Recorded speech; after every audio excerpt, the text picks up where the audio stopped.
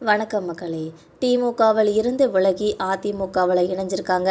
செம்ம சாக்கில் இருக்கிற மு.க. ஸ்டாலின் அவர்கள். இந்த தகவலை பற்றி இந்த வீடியோவில் ரொம்ப விரிவான ஒரு தொகுப்பாக பார்க்கலாம் வாங்க. வேலூர் மாவட்ட அரசியலில் ரொம்ப பரபரப்பை ஏற்படுத்திகிட்டு இருக்க வகையில் திமுகவோட முக்கிய முகங்களில் ஒருவராக இருக்கிற பாசா சுரேஷ் அவர்கள் அந்த கட்சியிலிருந்து விலகி அதிமுகவோட பொதுச் செயலாளர் எடப்பாடி கே. பழனிசாமி அவர்களோட முன்னிலையில் அந்த கட்சியில் இன்றைக்கி இணைஞ்சிருக்காங்க.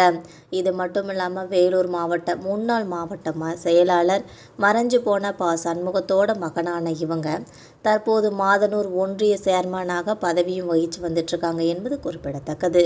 திமுகவோட கோட்டையாக நினைக்கிற வேலூர் பகுதியில் நீண்ட காலம் பாரம்பரியத்தை கொண்ட ஒரு குடும்பத்தை சேர்ந்தவர் தான் இப்படி கட்சியில் மாறி இருக்கிறது அந்த கட்சிக்கு ஒரு பின்னடைவாகவே பார்க்கப்படுது.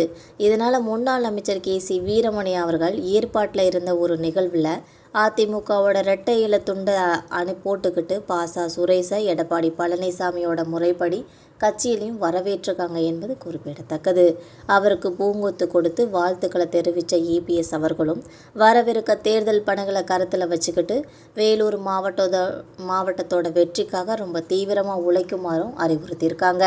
இது ஒரு பக்கம் இருக்க, இன்னொரு பக்கம் அண்ணாமலை அவர்களுக்கும் அவர்களது ஆதரவாளர்களுக்கும் தொகுதிகளை ஒதுக்கப்படாத காரணத்தினால நான் அந்த தொகுதியை ஒதுக்கலை, திருப்பூர் தெற்கு தொகுதியை ஏபி முருகானந்தத்திற்கு ஒதுக்க வேணும்னு சொல்லி அண்ணாமலை அவர்கள் குரல் எழுப்பியதாகவும், ஆனால் பாஜகவோட மாநில தலைமை அதை ஒரு விஐபி மகனுக்கு தான் கொடுக்குறதா திட்டமிட்டிருக்கோன்னு சொல்லியிருக்காங்க.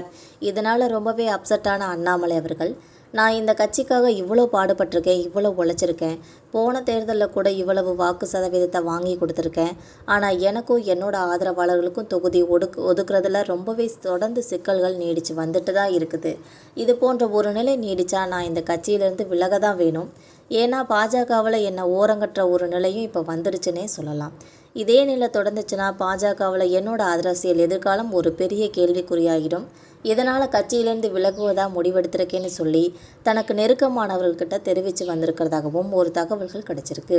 இதனால் மே 14ஆம் அன்று வாக்கு எண்ணிக்கை, அதுவரை நான் கடைசி தலைமை சொல்கிற பணிகளை எல்லாம் செய்வேன். ஆனால் இதே நிலை தொடர்ந்தால் மே 15ஆம் தேதி நான் கட்சியிலிருந்து விலகுவேன்னு சொல்லி தனக்கு நெருக்கமானவர்கள்கிட்ட அவர் பேசி வருவதாக தகவலும் கிடைச்சிருக்கு.